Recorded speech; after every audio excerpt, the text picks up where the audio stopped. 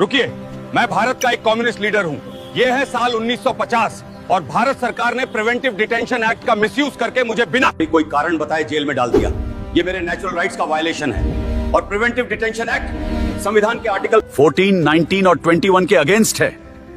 इसलिए मैं इसके खिलाफ सुप्रीम कोर्ट जा रहा हूँ। प्रिवेंटिव डिटेंशन यानी जब किसी व्यक्ति को फ्यूचर में क्राइम करने के शक पर ही अरेस्ट कर लिया जाए। ए.के. गोपालन ने सुप्रीम कोर्ट में हेबियस कॉर्पस की रिट फाइल करी। ये मैटर एक 6 जज कॉन्स्टिट्यूशनल बेंच के सामने आया, जिसे 3 बड़े सवाल डिसाइड करने थे। क्या प्रिवेंटिव डिटेंशन एक्ट संवैधानिक है? क्या प्रोसीजर एस्टैब्लिश्ड बाय लॉ और due process of law same है? और क्या ये detention principles of natural justice का वायोलेशन है?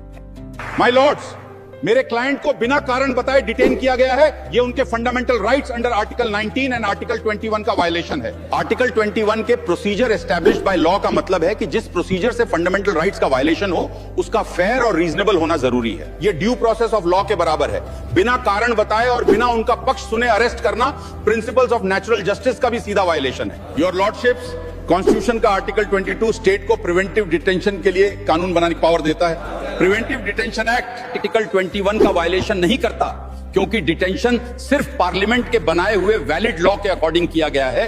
दोनों पक्षों को सुनने के बाद सुप्रीम कोर्ट ने 4:2 की मेजोरिटी के साथ अपना जजमेंट देते हुए कहा, प्रिवेंटिव डिटेंशन एक्ट संविधान के किसी आर्टिकल का वायलेशन नहीं करता। आर्टिकल 21 में प्रोसीजर एस्टैब्लिश्ड बाय लॉ का मतलब ड्यू प्रोसेस ऑफ लॉ नहीं है। अगर डिटेंशन प्रॉपर लीगल प्रोसीजर के अकॉर्डिंग हुआ है तो वो वैलिड है, और जब लॉ बिना रीजन दिए डिटेंशन अलाउ करता है तो principles of natural justice apply नहीं होते।